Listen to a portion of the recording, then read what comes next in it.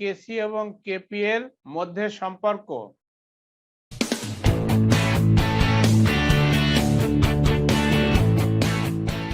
কেসি এবং কেপি এর মধ্যে সম্পর্ক করার জন্য আমাদের যেটা দেখতে হবে সেটা হলো, আমরা প্রথমে দেখবো যে একটা রাসায়নিক বিক্রিয়া নিব। সবাই লক্ষ্য করো, আমরা একটা রাসায়নিক বিক্রিয়া নিলাম। এখানে একটা রাসায়নিক বিক্রিয়া দেখলাম আমরা এখানে। এই রাসায়নিক বিক্রিয়াটাই আমরা বলছি যে আমাদের এখানে আছে এরকম একটা রাসায়নিক বিক্রিয়া, এ এবং বি আমাদের বিক্রিয়ক, এল এবং এ আমাদের উৎপাদ।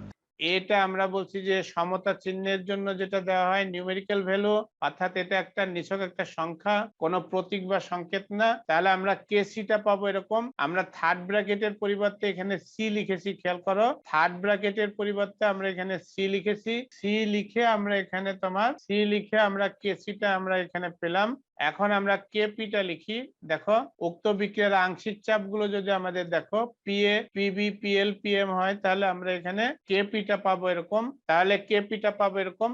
আমরা বয়েল এবং চার্লসের সূত্র অনুসারে দেখবো। দেখো, বয়েল এবং চার্লসের সমন্বিত সূত্র যদি আমরা দেখি, তাহলে ওখানে আমরা সমন্বিত সূত্র থেকে পাবো পিভি সমান এনআরটি। এখানে দেখো, আমরা যদিও পরের পৃষ্ঠায় দেখাইছি, তারপর আমরা এখানে দেখি পি সমান এন বাই ভি আর টি। এখন দেখো, পি সমান এন বাই ভিটাকে যদি আমরা ঘনমাত্রা লিখতে পারি এখানে সিআরটি, এটা আমরা লিখতে পারি। তাহলে এই যে পি এর মান, এই পি এর মান এখানে আমাদের যে কয়টা পি আছে, একটা, দুটা, তিনটা, চারটা পি এর মান আমরা এখানে বসাবো। বসালে দেখো কি দাঁড়ায়, চারটা পি এর মান এখানে বসালে কি দাঁড়ায়, সবাই খেয়াল করো। আমরা বসাই দিই। দেখো, বসানোর পরে আমরা পেলাম যেটা, এই যে বসানোর পরে আমরা এই সমীকরণটা পেলাম, কেপি সমান, দেখো এখানে আমরা পাওয়ারটা এখানে আলাদা করে রেখেছি। তাহলে বসানোর পরে আমরা এটা পেলাম, সবগুলো মান বসিয়েছি আমরা।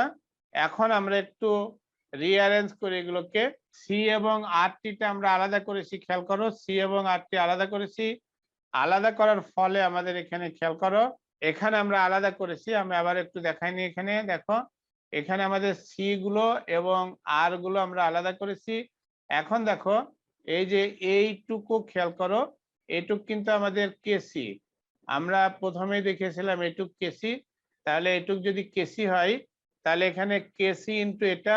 এখন দেখো, আমাদের এখানে আসলে এটা নিউমেরিক্যাল ভ্যালু, এটা কিন্তু আমাদের নিউমেরিক্যাল ভ্যালু এ প্লাস বি নিউমেরিক্যাল ভ্যালু। এটা যদি আমরা n1 ধরি আর এটা যদি n2 ধরি, তাহলে এই দুটার বিয়োগফল দেখো, আমরা এখানে যদি আমরা এরকম বিয়োগ করি, এখানে ব্র্যাকেট দিতে হবে। পরীক্ষায় সাধারণত ব্র্যাকেট না দেওয়ার জন্য এটা নাম্বার পায় না। সবাই মাথায় রাখতে হবে যে পাওয়ারটা দুটার উপরে আছে, সেজন্য এখানে অবশ্যই এখানে ব্র্যাকেট দিতে হবে। এই আরটিটা ব্র্যাকেট দিতে হবে, দিলে আমরা n2 মাইনাস n1 পাই। তাহলে এখান থেকে আমরা পাবো, খেয়াল করো, এই যে ডেল এন পাবো। তাহলে আমরা এখানে পাবো, দেখো, কেপি সমান কেসি ইন্টু আর টি ডেল এন। তাহলে এটা আমরা এখান থেকে পেলাম। এখানে দেখানো সুবিধা, সেই জন্য তোমাদের হাতে লিখে দেখালাম এটা।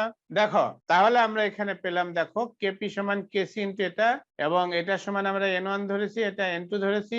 তাহলে n1 আর n2 আমরা যদি এখানে যদি আমরা বিয়োগটা দেখাই দিই, দেখো, n2 মাইনাস n1 সমান ডেল এন। এই বিয়োগটা এখানে দেখানো হয় না, এখানে দেখাই দিলে আমরা এটা পাবো।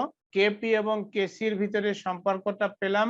তাহলে এখানে আমরা যদি দেখি যে তোমার এই মোল সংখ্যা দুটো সমান, যদি ডেল এন সমান যদি 0 হয়, তাহলে দেখা যাবে যে কেপি সমান কেসি।